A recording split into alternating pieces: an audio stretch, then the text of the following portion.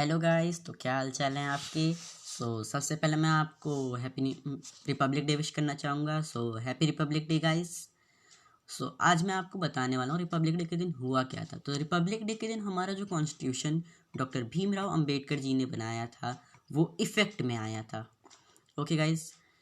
सो अब हमारे कॉन्स्टिट्यूशन में हमारे 5 की फीचर्स हैं। ओके। आज मैं उन्हीं के बारे में डिस्कस करने वाला हूँ। Number 1, federalism. इसमें क्या होता है, हमारे गवर्नमेंट के जितने भी टायर्स होते हैं यानी कि जितने भी स्टेजेस होते हैं, जैसे कि सबसे पहले पे आता है सेंट्रल गवर्नमेंट, सेकंड पे स्टेट गवर्नमेंट, थर्ड पर पंचायती राज। तो इन्हीं स्टेजेस को हम लोग फेडरलिज्म कहते हैं। ये हमारे कॉन्स्टिट्यूशन का एक की फीचर है। और सेकंड पे आता है parliamentary form of government in India. इसमें क्या होता है, हमारी जो गवर्नमेंट है उसको पार्लियामेंट्री फॉर्म में कैसे देखा जाता है, यानी कि उसमें हम लोग कैसे रिप्रेजेंटेटिव चूज़ करते हैं, ये उसमें बताया जाता है।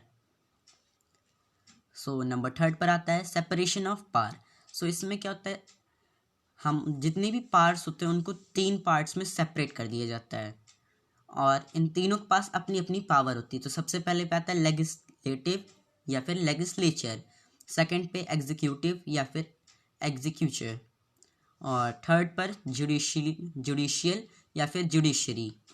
लेजिस्लेटिव में क्या होता है, इसमें पार्लियामेंट के हाउस जो होते हैं उसमें रूल्स बनते हैं और पास होते हैं। और एग्जीक्यूटिव उन लॉज को इम्प्लीमेंट कौन कराता है, प्रेसिडेंट, वाइस प्रेसिडेंट। उसके बाद फिर पुलिस होती है जो उन लॉज को मेंटेन करने में मदद करती है, यानी कि उसको एग्जीक्यूट करके रखती है। फिर उसके बाद जुडिशियल, इसमें क्या होता है, हम जितने भी लॉज बने इनको चेक किया जाता है कि ये पब्लिकली बेनिफिशियल हैं या नहीं, और अगर इससे किसी को भी आपत्ति होती है तो वो एक कोर्ट में फाइल कर सकता है, कुछ भी PIL या फिर FIR, और फिर जुडिशरी उसको न्याय दिलाएगी। और फोर्थ पर आते हैं हमारे फंडामेंटल राइट्स, यानी कि हमारे मूल अधिकार। नंबर 1 पे आता है राइट टू इक्वालिटी। गाइज इसके बारे में आपको डीपली अभी बताता हूँ। राइट टू इक्वालिटी में क्या होता है, कोई भी इंसान रहे, चाहे वो मुस्लिम हो, चाहे हिंदू, चाहे सिख, चाहे ईसाई, उन सबको एक ही नज़र से देखा जाता है, चाहे वो किसी भी जेंडर का हो या फिर वो रिच हो या पुअर, सब एक ही बराबर होते हैं कानून की नज़र में और हमारे कॉन्स्टिट्यूशन के लिए। मतलब अगर किसी ने मर्डर किया है तो उसको फांसी मिलेगी, चाहे वो अमीर हो चाहे गरीब, चाहे वो हिंदू हो चाहे मुस्लिम। और सेकंड पर आता है right to freedom. Right to freedom में क्या होता है गाइज, राइट टू फ्रीडम में सबको एक फ्रीडम दी जाती है, यानी कि सबको आज़ादी दी जाती है बोलने के लिए और अपने हक को मांगने के लिए, इन सब के उनके पास फ्रीडम रहता है। और थर्ड पे आता है राइट अगेंस्ट एक्सप्लॉयटेशन। इसमें क्या होता है गाइस, इसमें होता है कि किसी को भी हम लोग ज़बरदस्ती काम नहीं करवा सकते हैं, चाहे वो बच्चा हो चाहे बूढ़ा। और हमारी गवर्नमेंट ने गाइस अभी बैन कर दिया है कि 14 साल से नीचे बच्चों को काम नहीं करवाया जाएगा।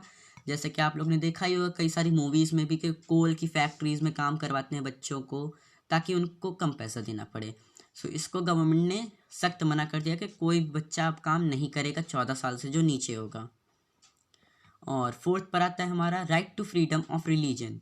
इसमें क्या होता है, right to freedom of religion में ये होता है कि हम लोग कहीं भी किसी भी चीज़ का वर्शिप कर सकते हैं और अपने मन से, यानी कि कोई भी हिंदू इंसान क्रिश्चियन बन सकता है, अब किसी भी नए धर्म को अपना सकता है, उसको रोका टोका नहीं जाएगा और वो किसी भी रिलीजन को अपने मन से फॉलो कर सकता है, उसको कोई भी रोकने वाला नहीं होगा, ना ही गवर्नमेंट भी नहीं। नंबर 5 पे आता है कल्चरल एंड एजुकेशनल राइट्स। अपने कल्चर को अपनाने और एजुकेशन पर सबका अधिकार होता है। ये आप लोग ने कई जगह सुना भी होगा, जैसे कि आपने सुपर 30 मूवी देखी होगी, उसमें ऋतिक रोशन ने भी एक बात कही थी कि एजुकेशन सबके लिए मस्ट है और सबका राइट है।